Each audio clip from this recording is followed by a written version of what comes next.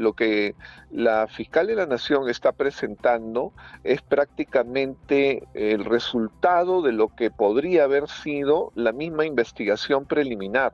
Ella lo que está diciendo es que ya tiene elementos graves de convicción que son el mismo nivel de sospecha fundada en relación al presidente y las otras personas respecto a criminalidad organizada y diversos delitos entre los cuales está colusión agravada.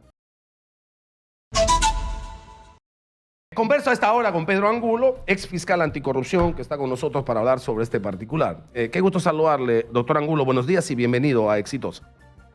Buen día, Manuel. Muchas gracias por la invitación. Mi saludo a todo el público. ¿Le parece el relato del Ministerio Público, la acusación de la fiscal y el informe del equipo especial de fiscales de lucha contra la corrupción del poder? ¿Le parece convincente? Usted que ha sido fiscal, ¿le parece que se han hecho, digamos, las corroboraciones necesarias como para poder hablar ya de una organización criminal y darle de alguna manera sustento a la fiscal de la Nación para su denuncia constitucional? Definitivamente sí hay un sustento bastante fuerte y el tema es que ayer no solo se ha conocido el sustento de la denuncia presentada por la fiscal de la Nación, sino que además se han conocido párrafos extraídos de otras investigaciones que son bastante fuertes, que incriminan bastante tanto a allegados del presidente como al presidente mismo de modo indirecto. Y no solamente ya aparecen lo que se denominan prueba indiciaria, sino también ya hay prueba directa. Hay testimonios de personas que, como usted bien dice, no solamente son rumores ni dichos de que yo escuché como los que expresaba la señora Karelyn López, sino que son de personas que sí tienen conocimiento de primera mano. Entonces ahora es más falso que nunca lo que dice tanto el presidente como el señor Aníbal Torres en el sentido de que no hay pruebas. Las hay, aunque tienen que pasar por el juicio para quedar como tales, ¿no?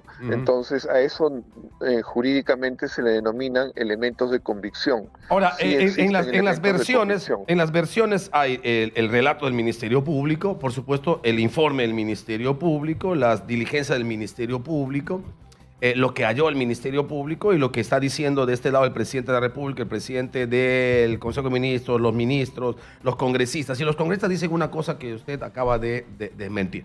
Son dichos de colaboradores eficaces, lo dice incluso Benji Espinosa, colaboradores eficaces que están buscando atenuar su pena, están buscando zafarse de la justicia y no les interesa vender información falsa. ¿Usted siente que el informe sí tiene corroboraciones, sí tiene adicional al dicho de algún aspirante o colaborador eficaz, las corroboraciones que un fiscal necesitaría en condiciones ordinarias para acusar? Por supuesto que sí, porque también hay corroboraciones de documentos donde se acreditan los favorecimientos. Entonces, esos documentos que acreditan que, por ejemplo, no se cumplieron los plazos o se alteraron las fórmulas que ya estaban establecidas en las licitaciones, hablan por sí solos y no son testimonios.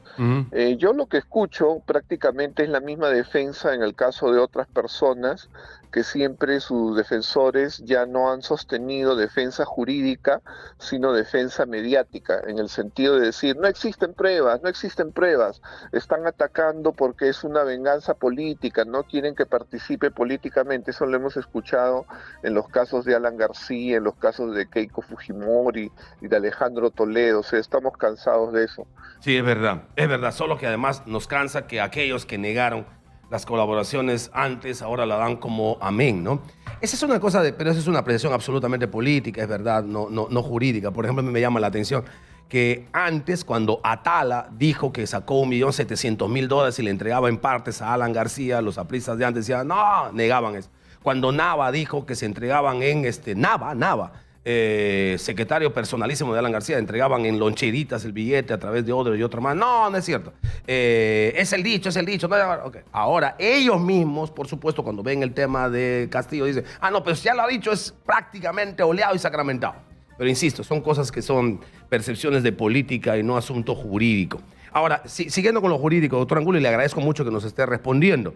¿Qué va a pasar con esta denuncia constitucional, teniendo en cuenta un detalle que yo siento y percibo que no estamos hablando mucho?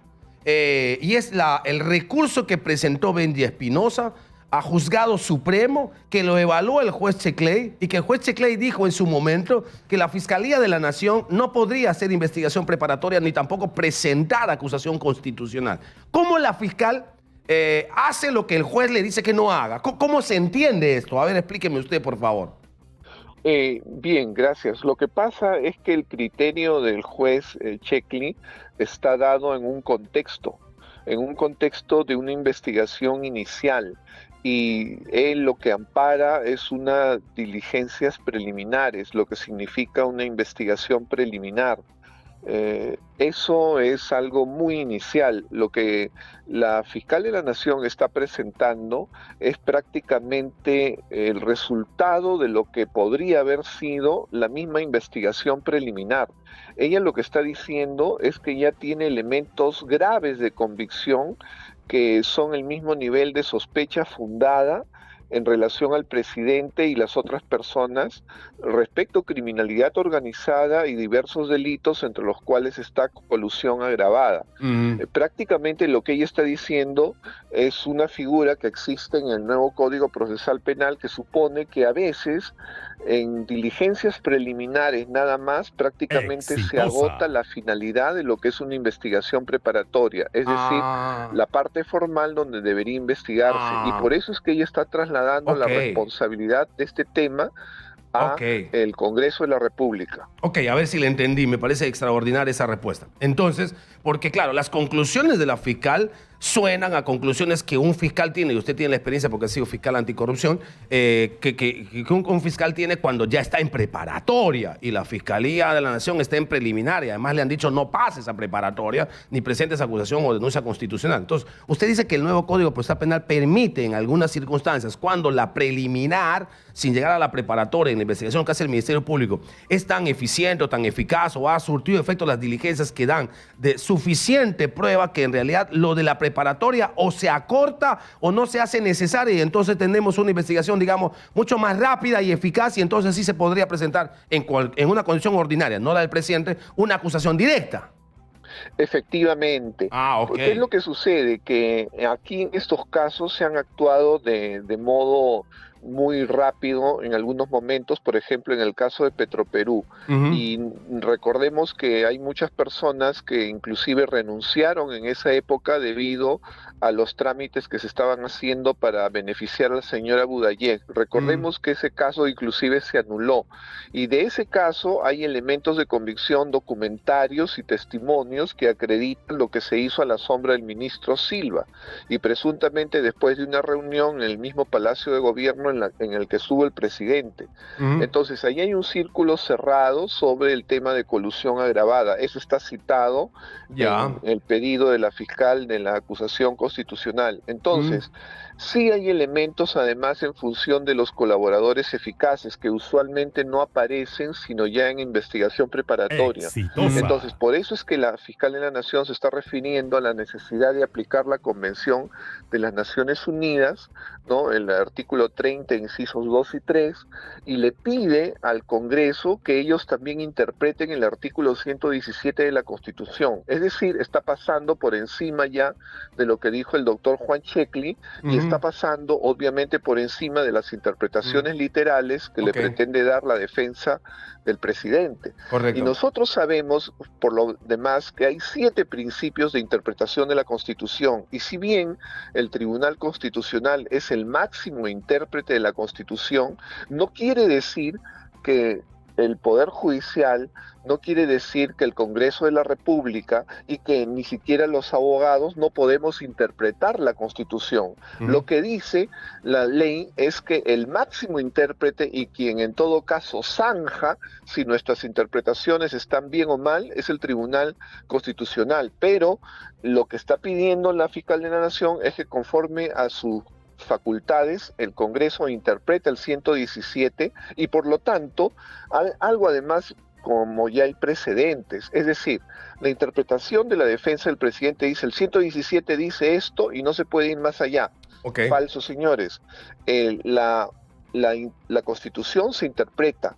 Lo que está pidiendo la defensa es que la interpretación del 117 es literal, y eso no es así. Ujú. Existen principios como el principio de unidad en la Constitución, el principio de concordancia práctica, que invitan a que se interprete y se ponga al día un artículo como el 117, que para todos está dirigido a lograr la gobernabilidad, que el presidente no sea impedido de gobernar por falsas articulaciones de la oposición, pero que no se interpreta como una Exitosa. defensa de la impunidad del presidente de la comisión de cualquier delito, y Ujú. menos aún de delitos contra la administración pública y sobre todo de criminalidad organizada. Ujú. Esta situación que se está presentando, la fiscal de la Nación la pone en conocimiento del Congreso para que interprete el 117 y le dé apertura a la posibilidad de abrir la investigación preparatoria e inclusive acusar al presidente. Ujú. Eso es lo que está en Ok, juego.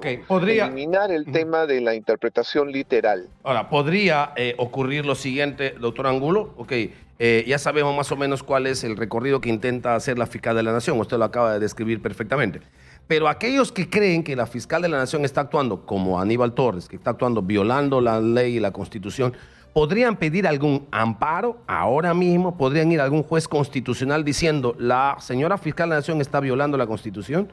Y presumiendo Sí que lo se puede podrían violar la hacer, Constitución, ¿sí? es facultad de la defensa hacerlo, pero le podrían contestar en los términos que estoy diciendo, Ujú. que la interpretación de la Constitución no es literal, en ninguna época es literal, y se puede abrir y sopesar lo que está en juego en estos momentos. Pero El podría presidente también que el juez pretende... constitucional decir lo contrario, podría, porque hay dos opciones siempre. El juez constitucional le podría decir lo que usted está diciendo, pero el juez constitucional también le podría decir, es verdad, admito tu amparo, acepto tu amparo y le digo al Congreso de la República, paren esto. ¿Podría ocurrir eso o no? Teóricamente es posible, en la teoría ingresa como posible, Ujú. pero dado el nivel de lo que está pidiendo la fiscal de la Nación, tendría que ser también interpretado por el juez constitucional que estuviera resolviendo el recurso de amparo del presidente, y Ujú. por lo tanto yo no veo que podría cegarse y dejar de analizar el tema de que lo que se está Exitosa. pidiendo es que se sopese entre el 117, que Ok. alude a defender la gobernabilidad y la estabilidad del presidente, pero no a defender la impunidad de delitos graves como criminalidad organizada de un presidente. Ahora, previsiblemente, sabiendo cómo va a actuar la defensa, esto va a terminar en el Tribunal Constitucional. Y el Tribunal Constitucional va a ejercer, por supuesto, en el marco constitucional de interpretación de la Constitución, un fallo también histórico, ¿no? En relación a este tema, porque es la primera vez que se presenta una acusación constitucional de un presidente en funciones, y entiendo que el Tribunal Constitucional podría definir también históricamente como un fallo y sentar un precedente, ¿no? Es sí, pero eso no impedirá que vaya Sí, avanzando el claro. Sí, trámite por en supuesto. el Congreso, Sin duda. salvo que hubiera una Un medida amparo, ¿no? cautelar y que lo paralice, pero si no, el Congreso igual, con su subcomisión de acusaciones constitucionales, tiene 3 días ya para Correcto. calificar y presentar sus conclusiones a la Comisión Permanente. Como siempre, ha sido usted muy gentil, doctor Pedro Angulo, ex fiscal anticorrupción, por haber respondido a nuestras inquietudes y aclararnos este siempre complicado panorama jurídico también.